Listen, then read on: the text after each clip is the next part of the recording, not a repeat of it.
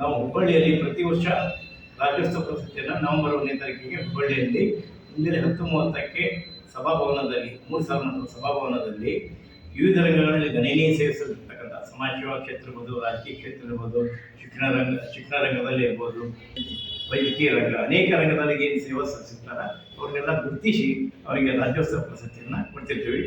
ಈ ಟೈಪ್ ಕಾರ್ಯಕ್ರಮ ನಾವು ಯೋಜನೆ ಮಾಡಿಂದ ಮಾಡ್ತೀವಿ.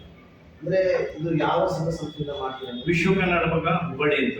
ಎಷ್ಟು ವರ್ಷದಿಂದ ಮಾಡ್ತಾ ಇದ್ದೀರಾ? ನಾವೀಗ 24ನೇ ವರ್ಷ ಆಯ್ತು. ಮುಂದಿನ ವರ್ಷ ಮಹಿಳೆ ಮಕ್ಕಳು ಹಾಗೂ ಪುರುಷರು ಕೊಡ್ತಾ ಇದ್ರೆ ಯಾವುದೇ ಈಗ ಅವ್ರು ಒಂದು ಏನಾದ್ರು ಒಳ್ಳೆ ಸಾಧನೆ ಮಾಡಿರ್ಬೇಕು ಅವ್ರ ಕ್ಷೇತ್ರದಲ್ಲಿ. ಸಾಧನೆ ಅಂದ್ರೆ ಯಾವ ಅಂದ್ರೆ ಮಕ್ಕಳಿಗೆ ಅವರು ಒಳ್ಳೆ ರ್ಯಾಂಕ್ ತಂದಿರ್ತಾರೆ, ಒಳ್ಳೆ ಪರ್ಸೆಂಟೇಜ್ ಮಾಡ್ಕೊಂಡಿರ್ತಾರೆ, ಅವ್ರಿಗೆ ಹೆಚ್ಚಾಗಿ ಕೊಡ್ತೀವಿ ನಾವು. ಅಥವಾ ಅವ್ರ ಕ್ರೀಡೆಯಲ್ಲಾಗಲಿ, ಚೆಸ್ ಆಗಲಿ, ಈ ಥರ ಒಳ್ಳೆ ಎಲ್ಲ ಅಪ್ಲೈ ಮಾಡಿ 29-30 ಒಳಗಾಗಿ ನಾವು ನಿಮ್ಗೆ ಆಯ್ಕೆ ಆದರೆ ಪತ್ರವನ್ನು ಕಳಿಸ್ಕೊಡ್ತೀವಿ. ಈ ಕೆಳಗಿನ ನಂಬರ್ಗೆ ನೀವು ವಾಟ್ಸಪ್ ಮುಖಾಂತರ ಕಳಿಸ್ಬೋದು.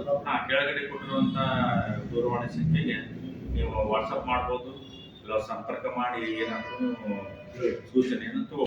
ಗೆಸ್ಟ್ ಆಗಿ ಸರ್ ಯಾರು ಬರ್ಬೋದು ಸರ್? ಈ ಸಲ ಶಾಸಕರನ್ನ ಮಹೇಶ್ ತೆಂಗಿನಕಾಯಿ ಅವ್ರನ್ನ ಕರೆಕ್ಟ್ ಮಾಡೀವಿ, ಜೋಶಿರ್ ಅವರಾಗಿದ್ದ ಜೋಶಿರ್ ಕರೆಕ್ಟ್ ಮಾಡೀವಿ, ಜಗಶೆಟ್ಟಿ ಕರೆಕ್ಟ್ ಮಾಡೀವಿ.